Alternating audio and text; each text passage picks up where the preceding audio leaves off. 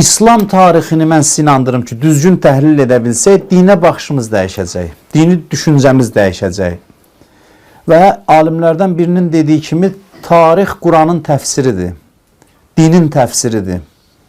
Tarixin əhəmiyyəti bizim düşündüyümüzdən daha çoxdur. Təəssüf ki, tarixə daha çox səthi yanaşılır çox vaxt. Ona görə də tarixə səhv yanaşma nəticəsində tarixdən də səhv nəticələr əldə edirik. Lazımi nəticələrə gedib çata bilmirik. Xüsusilə indiki zamanda tarixi təhlil etməyə ciddi ehtiyacımız var. Dünyada baş verən hadisələrin fonunda, dünyada baş verən hadisələrdə, bir daha deyirəm, aparıcı rol dinə məxsusdur. Və görürsünüz ki, ölən, öldürülən Allah Əkbər deyir.